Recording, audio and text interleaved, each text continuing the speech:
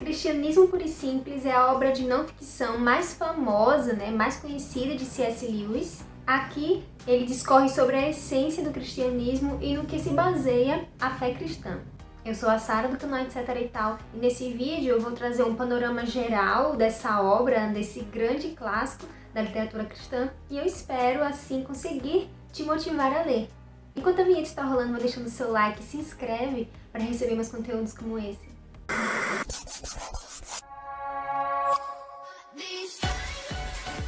Lewis é um autor mais conhecido pela sua obra de ficção e fantasia, As Crônicas de Nárnia, que inclusive já possui várias adaptações para o cinema, mas muitas de suas obras não são de ficção, mas sim cheias, repletas ali de filosofias e apologética cristã.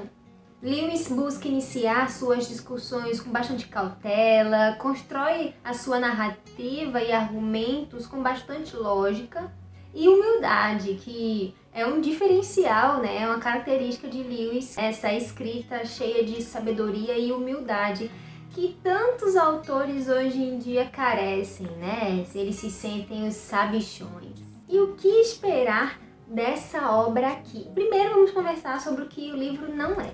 Em momento algum aqui, Lewis vai defender alguma denominação específica ou te direcionar para alguma denominação específica, Seja a Igreja Anglicana, Católica Romana, Batista, Presbiteriana, ou seja lá o que for. Ele vai focar mesmo a sua narrativa na essência do cristianismo.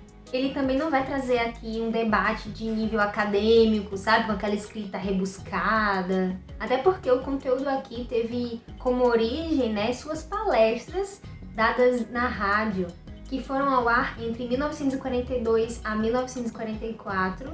Seu público eram pessoas comuns e em uma sociedade que estava em estado de guerra. Consequentemente, o livro tem uma linguagem clara, sensível, didática, simples. A gente sente que está sentado, com o autor tomando uma xicarazinha de café, aquele chá da tarde, E na minha opinião, se você quer começar a incluir os livros de Lewis na sua leitura, essa é uma boa opção. É um bom ponto de partida para você começar a se acostumar com a escrita de Lewis e também com a sua forma de pensar. Lewis propositalmente evitou também escrever aqui sobre assuntos polêmicos, como por exemplo, questões envolvendo Maria, ou a Virgem Maria, enfim, a mãe de Jesus. Tentou também eliminar qualquer coisa que fosse muito específico de uma determinada denominação. Inclusive, gente, ele enviou seus textos para clérigos de 4 denominações: uma anglicana, uma presbiteriana, uma católica romana e um metodista. Tudo isso para que ele pudesse receber uma crítica, uma avaliação crítica dos seus textos, para que assim ele pudesse filtrar aquilo que fosse, como eu falei, muito específico de uma determinada denominação. Ele quis escrever um texto que abordasse ali um cristianismo central, um cristianismo concordante, comum, ou, como já diz o título, um cristianismo que fosse puro e simples. E o cristianismo puro e simples, aqui definido por Lewis, é, antes de tudo, um estilo de vida. A obra é dividida aqui em 4 partes que foram chamadas de livros. O livro 1 tem como título O Certo e o Errado como Indícios para a Compreensão do Sentido no Universo. O livro 2, No que Acreditam os Cristãos. O livro 3, Conduta Cristã. E o livro 4, Os Primeiros Passos na Doutrina da Trindade. Porém, há diferenças entre os volumes. Por exemplo, no livro 1 tem 30 páginas, no livro 3 tem cerca de 90 páginas. Seria impossível trazer as ideias de Lewis em um vídeo só, o conteúdo aqui é bastante rico, então eu vou trazer posteriormente, daqui nos dias que vão se seguir, comentando cada capítulo com mais calma, assim como eu fiz com outros livros dele, como por exemplo, Carta de um Diabo a Seu Aprendiz e O Peso da Glória. No momento irei apenas apresentar aqui as ideias que norteiam as discussões em cada uma dessas partes, em cada um desses livros. No primeiro livro ele vai apontar para a existência de uma lei natural, de uma lei absoluta, que habita em cada um dos seres humanos. E essa lei funciona como uma espécie de régua de comportamento, que vai julgar os nossos comportamentos como certo ou errado. uma lei que julga um comportamento digno, defendendo que essa lei intrínseca a cada ser humano, ela está acima dos nossos instintos. No livro 2, ele traz diferentes concepções sobre Deus ou sobre divindade que a humanidade acredita ou já acreditou, passando ali também pelo panteísmo, ateísmo, até chegar na cosmovisão cristã, sempre estabelecendo o limite onde é que o cristianismo se diferencia de outras religiões. Inclusive diferenciando o que seria o cristianismo puro, o que seria o cristianismo simples, do que ele chama de cristianismo água com açúcar.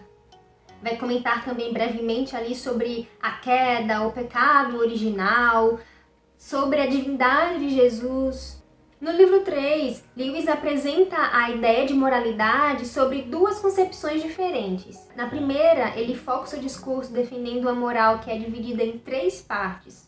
A que trata das relações entre os seres humanos, de uma pessoa para outra, a dos fatores interiores a cada pessoa, seria o que ocorre dentro de cada um, e da relação entre o homem e o poder que o criou, ou seja, eu e Deus. Na segunda apresentação sobre moralidade, Lewis vai dividir em 2 tipos. As virtudes cardeais, que são reconhecidas por todas as civilizações, e as virtudes teologais, que são reconhecidas apenas pelos cristãos. As 4 cardeais são prudência, temperança, força e justiça, ressaltando que ao decorrer do tempo, o real significado dessas palavras foi sendo deturpado ou restringido. E as 3 teologais que fazem parte da moralidade cristã é a fé, esperança e caridade. Ele vai falar sobre a relação entre a moralidade cristã e a sociedade, sobre a contradição que há entre a psicanálise de Freud e o cristianismo. Vai falar ainda sobre a visão cristã do casamento. Aqui ele vai apresentar agora o que é, por exemplo, a ideia do Deus 3 em 1, aquele que contém 3 pessoas sem deixar de ser um único ser. Ele faz uma analogia, inclusive, com o cubo, que ao mesmo tempo que ele possui ali, independentemente 6 quadrados, ele não deixa de ser um corpo só. Sobre o fato também de Deus não estar limitado ao nosso tempo cronológico, definindo sempre o quanto a teologia cristã ela é prática, ela é útil. Ao mesmo tempo que é inegavelmente difícil, ela é inegociavelmente necessária. Eu vou ficando por aqui, eu agradeço a sua companhia, se gostou do vídeo. Não esquece o like, se inscreve para acompanhar os próximos capítulos que eu vou trazer por aqui. Eu te convido a me acompanhar no Instagram. Um beijo e até o próximo vídeo.